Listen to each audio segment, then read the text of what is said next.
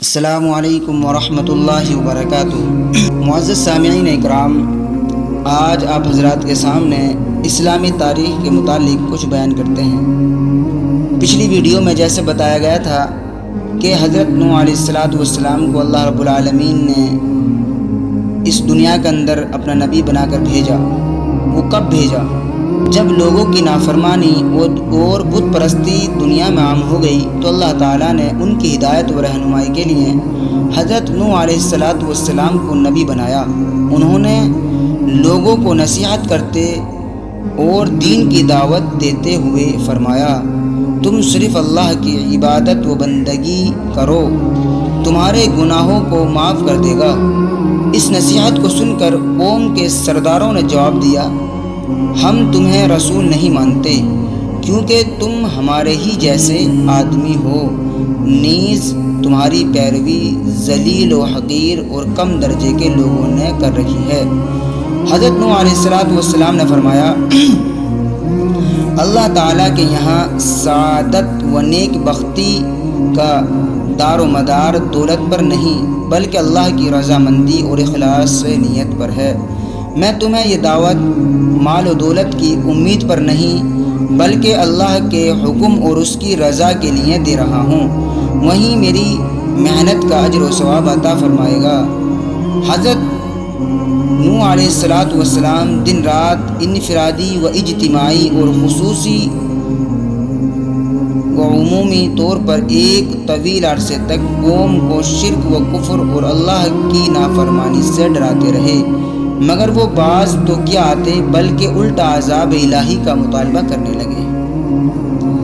میرے بھائیو، بزرگوں، دوستو، حضرت نوح علیہ السلام کو جب اللہ رب العالمین نے ایسی قوم کے درمیان میں نبی بنا کر بھیجا جو بت پرستی میں مشغول تھے، جو بت پرستی کو ہی سب کچھ سمجھتے تھے، جو بتوں کو ہی معبود سمجھتے تھے، میرے بھائیو، بزرگوں، دوستو، ایسے انسانوں کو سمجھانا بڑا مشکل ہے۔ اللہ رب العالمین نے ان کے درمیان انہی میں سے حضرت نوح علیہ السلام کو پیدا فرمایا اور ان کو نبی بنا دیا۔ ان لوگوں کو یہ بات ہضم نہیں ہوئی کہ ہمارے جیسے انسان ہیں، ہمارے جیسے ایک عام انسان، یہ نبی کیسے ہو سکتا ہے؟ میرے بھائی بزرگوں، دوستو، اللہ رب العالمین جسے چاہتا ہے نبی بنا دیتا ہے۔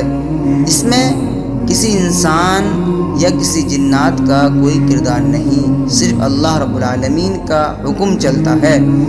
جب حضرت نوح علیہ السلام نبی بن گئے، انہوں نے دین کی دعوت دی اور بت پرستی سے روکا تو لوگ مخالفت پر اتر آئے۔ میرے بھائی بزرگوں، دوستو، دین اتنا مشکل ہے کہ سب سے پہلے مخالفت اپنے ہی شروع کرتے ہیں۔ دین کی ایک بات بھی اگر آپ کو نہ معلوم ہو، اس کے بارے میں بتایا جائے تو نئی لگتی ہے، آپ کی منشا کے مطابق ہے تو اچھی لگتی ہے اور منشا کے مطابق نہیں تو پھر بری لگتی ہے۔ ایسے ہی ان بت پرستوں نے کیا، حضرت نوح علیہ السلام کو ستانا شروع کر دیا، اور حضرت نوح علیہ السلام کو جب ستاتے تو فرماتے کہ اللہ رب العالمین تم پر اپنا عذاب بھیج دے گا، آپ بت پرستی نہ کرو۔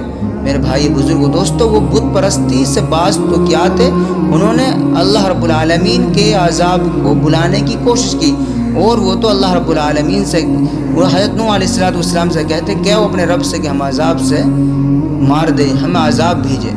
میرے بھائی بزرگوں، دوستو، یہ وہ قوم تھی جو بت پرستی میں مشغول تھی۔ اس لیے میرے بھائی بزرگوں، دوستو، اپنے رب کی اطاعت کی جائے، اپنے رب کے حکم کی فرما برداری کی جائے اور اپنے رب کو وحدہ لا شریک سمجھا جائے، کیونکہ اللہ رب العالمین قل هو اللہ احد کہہ رہا ہے، اے نبی محمد صلی اللہ علیہ وسلم آپ کہہ دیجئے کہ اللہ ایک ہے۔